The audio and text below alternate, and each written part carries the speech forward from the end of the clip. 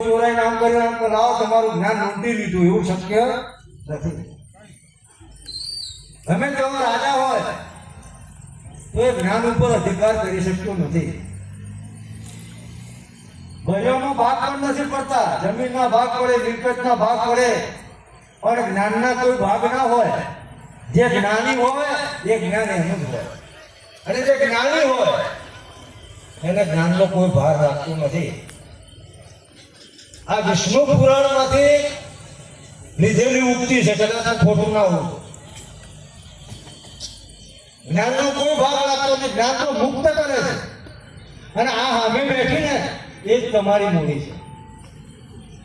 આપણે જાણીએ છીએ, જમીનો વિચારી છે, રોડ પર નવી ટીપી આવે, લગ્ન પ્રસંગ આવે, કોઈ ઉત્સવો આવે તો આપણો પાછો વટ કરવા માટે રોટના ધંધો વીઘો તો વેચી મારીએ. વટ મળવો જુઓ. અરે તમારા દીકરા દીકરીને આઈપીએસ કે આઈએએસ બનાવવા માટે, જીપીએસસી માટે, ઉચ્ચ અભ્યાસ માટે વેચવો પડે ને તો રોટના જ વીઘો વેચી મારજો. અભ્યાસ માટે, શિક્ષણ માટે, વટ પાડવા માટે નહીં, વરઘોડો કાઢવા નહીં, ડીજે સાઉન્ડ માટે નહીં. આપણો બપ્પો દેખાય એ તરણસિંહે જબરદસ્ત લગ્ન કર્યું હોય એમના દીકરાનું, આટલું કઈ પેલો જતો રહેવાનો અને આપણો એક ઈગો ઓછો થાય. આપણા દીકરા દીકરી માટે જે કરવું હોય કરજો.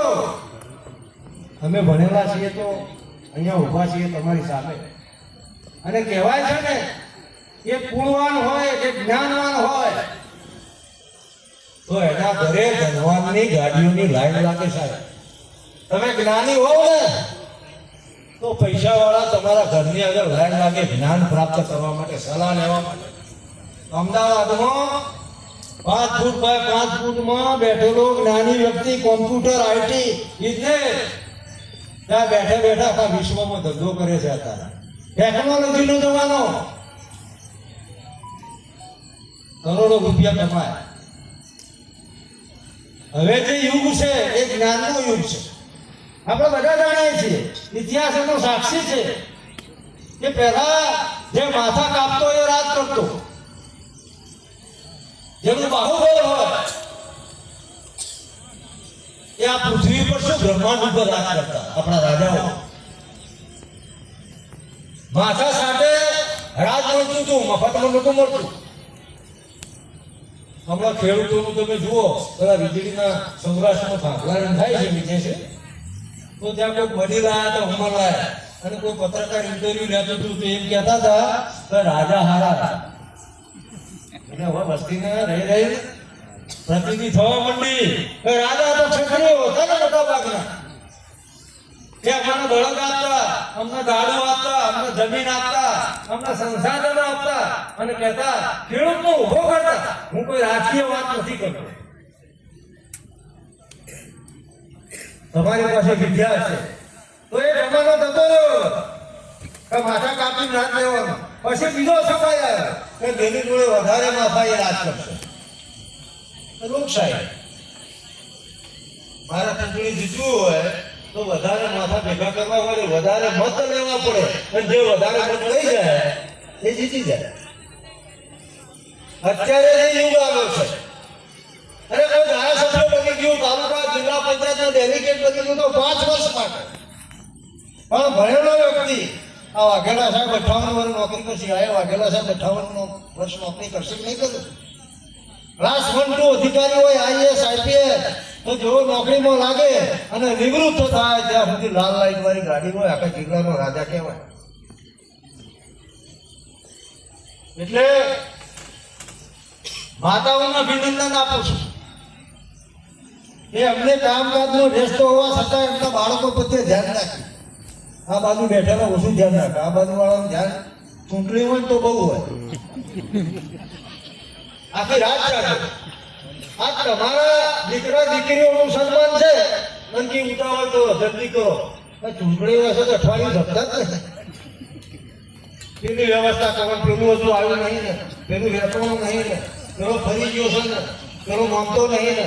એટલે ઘરની ચિંતા કરો ને, આખા બ્રહ્માંડની ચિંતા કરો. ક્ષત્રિયોએ આખા બ્રહ્માંડની ચિંતા કરી. રાજા વિક્રમને યાદ કરો. તપસ્વી રાજા હતા. ધાર, બંગાળ, ઉજ્જૈન, મોણુલાખ મારવાનો ધણી કહેવાય. વિક્રમાદિત્ય, જેના નામે અત્યારે વિક્રમ સંવત ચાલે. તપસ્વી હતા અને એમનો નિયમ હતો એમના રાજ્યમાં જ્યાં સુધી કોઈ ભૂખ્યું હોય ત્યાં સુધી વિક્રમાદિત્ય જમતા નતા. તપસ્વી હતા, એમનું જ્ઞાન હતું, ખબર પડી જાય પણ પશુ પક્ષી ભૂખ્યું હોય આવા રાજાઓ હતા.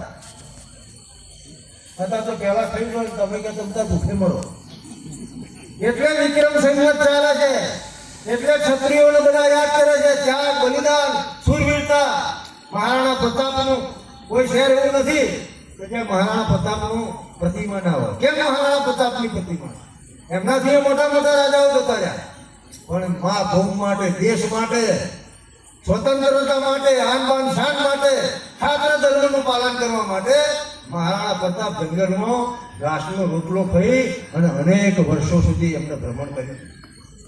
એટલે મહારાણા જેને ત્યાગ કર્યો હોય ને એને તખતે ગુંજીતા, જેને ત્યાગ કર્યો હોય ને એને જગત યાદ કરતું હોય. જેને ભોગ ભોગવ્યો હોય ને એવા તો કેટલા રાજાઓ હતા કોઈ યાદ જ નથી કરતું.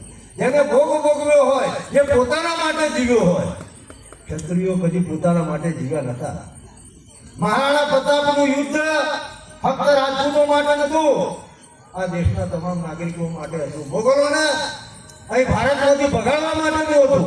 શું મહારાણા પ્રતાપ ફક્ત રાજપૂતો માટે લડ્યા? એમની 20,000ની સેના હતી, સામે 1 લાખની સેના ખબર નહીં હતી. એ 20,000ની સેનામાં રાજપૂતો તો 2,000 જ હતા. ભેલ હતા, આદિવાસી હતા, ઇવન મુસ્લિમો પણ હતા. આપણો ધર્મની વાત નથી. ધર્મ એક જ હતો, દેશભક્તિ. એ દેશભક્ત હોય, જે ભારત માતાનો સપૂત હોય એ આ બાજુ લડવા જતો હતો. અત્યારે મહારાણા પ્રતાપ પ્રગટ થાય ને અને પૂછો કે તમને સૌથી વધારે તકલીફ કોનાથી છે તો એ આપણું નામ દે. કારણ કે અમે આપણા વાળા હતા. અત્યારે હવે કોણ છે? પરંપરા છે. કરણસિંહ આગળ આવો તો સીધો પગ ખેંચી લેવાનો, હાથ પકડવાનું શીખવાનું. આ ઉત્કર્ષ રૂપે હાથ પકડવાનું કામ કર્યું છે સાહેબ. આમાં બધાની આર્થિક સ્થિતિ સરખી નહીં હોય અને તેમ છતાં એટલે તમે નેમ લેજો. વિશેષ વાત તો કમી નથી. બોલવું હોય તો સવારે 6 વાગ્યા સુધી બોલી શકો, અલગ અલગ વિષયો પર બોલી શકો. કેમ કે ભ્રમણથી અનુભવ થયો છે. અમે પોતે પણ ગામડામાંથી અમદાવાદમાં આવેલા વ્યક્તિ છીએ, મધ્યમ પરિવારમાંથી આવેલા છીએ. તો અમને દિલમાં ચોટ લાગી. શું અમારા માટે જીવવાનું છે?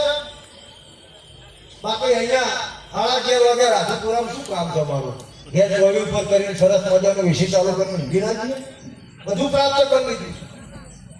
પણ હૃદયમાં લાગણી હોય, હૃદયની લાગણી, સમાજની લાગણી એ ઉપરથી નથી આવતી, એની તાલીમ નથી હોતી. એ ભાવ અંદરથી પ્રગટ થતો હોય છે તો હું મારા સમાજ માટે કંઈક કરું. ઘણા બધા કામો થયા છે, સારા કામો થઈ ગયા છે. સમાજ જાગૃત પણ થઈ ગયો છે. ભાઈ આપણા સુનિલસિંહે વાત કરી, ભાઈ વિજયરાજસિંહ બધા સારું કામ કરી રહ્યા છે. સ્નેહલસિંહ તો સંસ્થા સાથે સંકળાયેલા છે. અહીં મારી સાથે કમલેશસિંહ ચાવડા છે, પશ્ચિમ રાજપૂત વિસ્તારના પ્રમુખ છે. દર વર્ષે સુંદર મજાનો ગોલ્ડ મેડલ આપવામાં આવે છે વિદ્યાર્થીઓને. અને પોતે આરકે વેકેશન્સના ડાયરેક્ટર છે. 70 કરોડનું ટર્નઓવર વાળું છે. તો મેં કીધું કે આપણે રાધનપુરા જવાનું છે તો ડ્રાઈવર મારા સારથી થઈને મારી જોડે આવ્યા. સમાજ પ્રેમ બદલાયા છે. સારથી મજબૂત હોવો કૃષ્ણ ભગવાન જેવો. બાકી પાંડવોના સારથી કૃષ્ણ ભગવાન હતા અને કૌરવોના સારથી મામા સંજય હતા. શું દશાઈ હતી ખબર? સારથી એટલે સમાજનો આગેવાન. અને સમાજનો આગેવાન સારો ના હોય ને તો આખા સમાજને લઈ દરિયામાં પડો. એ તો પડો પણ આખા સમાજ નહીં મળો. એટલે આગેવાન કરતે પાછા ચકાસણી કરજો, ફિલ્ટર મારજો 4 વખત. સમાજનો આગેવાન એવો જોઈએ કે જે સમાજને નુકસાન ના કરે, સમાજને ઉજ્જવળ ભવિષ્ય તરફ લઈ જાય. એ સમાજનો સાચો આગેવાન. રાજકારણ નહીં થાય તો ચાલશે. હું તો ઘણી વાર કહું તો આપણે ક્ષત્રિયો નક્કી કરો, થોડું પડતર ખેતર રાખીએ એને ખબર છે કપાવા માટે રાજી કાકા પડતર ખેતર રાખીએ છીએ. તો આપણે રાજકારણનું પડતર 5 વર્ષ રાખવા, હું તો એવું કહું છું. અને એ 5 વર્ષ શિક્ષણમાં આપો. કોઈ પણ નેતાઓ કહેવાનું કે અમારા રાજકારણમાં કોઈ ઊભું નહીં. આ પ્રયોગ કરવા જેવો છે કે તમે ત્યાં જીતી જો તાલુકા જીતી જો જિલ્લા જીતે હવે જીતી તમને મળે છે શું તમે હું લઈ લીધું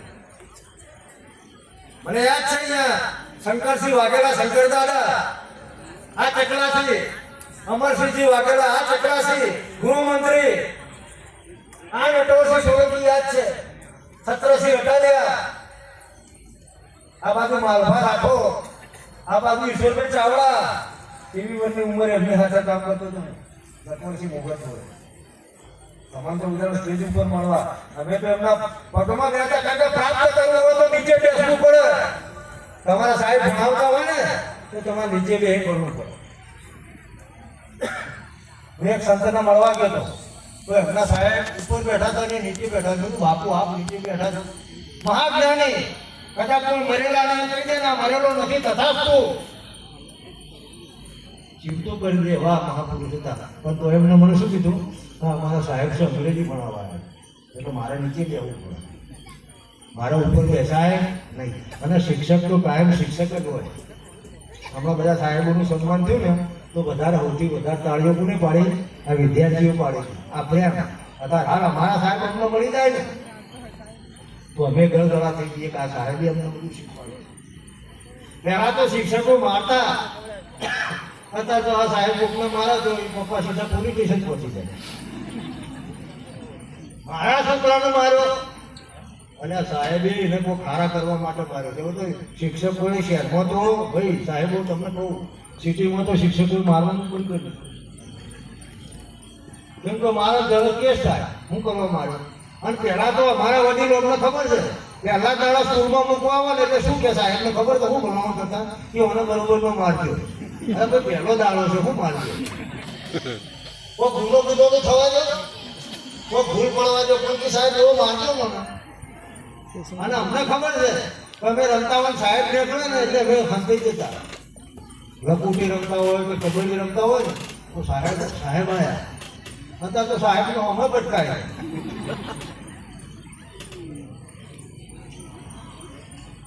એક વસ્તુ નક્કી રાખજો સોશિયલ મીડિયાનો બહુ ઉપયોગ ના કરતા વિદ્યાર્થીઓની વાત કરું ખરેખર તમને મોબાઈલ જ ના પાડે એ અહીંયા વાલી બેઠા છે ને કારણ કે એનો મેં દાખલો જોયેલો છે મારા શાળાના બે દીકરાને હું લાવ્યો હતો ગાંધીનગર ફરવા અને જે દિવસે લાવ્યો એ દિવસથી ટીવી ઉપર ચડાવી દીધું મારી આપણે નહીં જોવાનું